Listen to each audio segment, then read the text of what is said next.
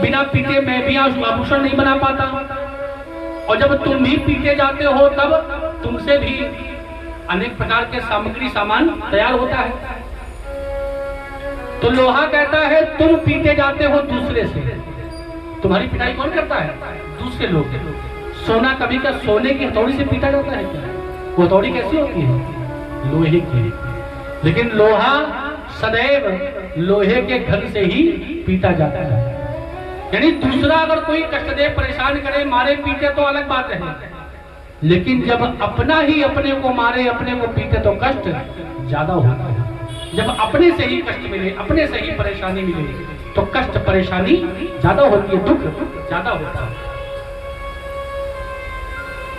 कोई तन दुखी, कोई मन दुखी, कोई धन बिन रहत उदास, और थोड़े सोड़े सब दुखी, और सुखी राम के दास। केवल जो भगवान के चरणों में चमड़ा उड़ागी है, सिर्फ वही सुखी है, बाकी सब दुखी है। क्यों? जो संसार में बंधा हुआ है, जो इस मोहजाल में, मोहमाया के बंधन से फंसा हुआ है, वो सुखी रहने का अधिकारी है ही नहीं। क्यों? इच्छाओं का दमन कभी होता नहीं है। कैसे? नया घर बनवाया, अब नए घर में जब रहेंगे तो सबसे पहली इच्छा क्या है कि पंखा लग जाए, है? अब पंखा लग गया लेकिन हल्की हवा देता है, कूलर लगना चाहिए।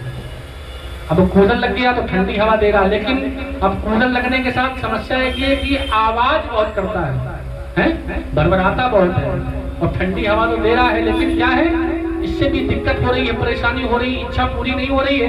तो क्या लगना चाहिए? अगली इच्छा क्या है? एसी लगना चाहिए।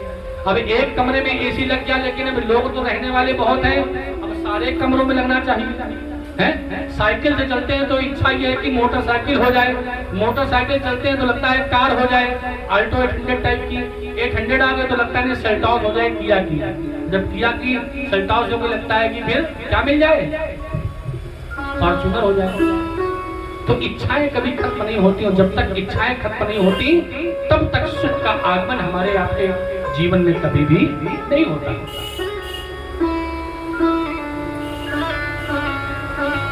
जिस समय पिताजी रोने लगे और घर छोड़कर जाने लगे तो उन पर गोकर्ण की दृष्टि पड़ी।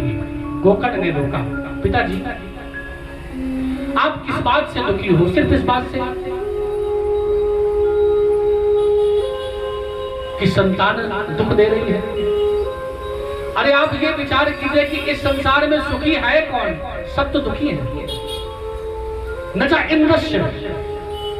इंद्र भी सुखी नहीं है, उसको भी डर रहता है कहीं दैत्य राक्षस हमला न कर दें और ये राज्य हमसे छीन न लें। वो भी दुखी है।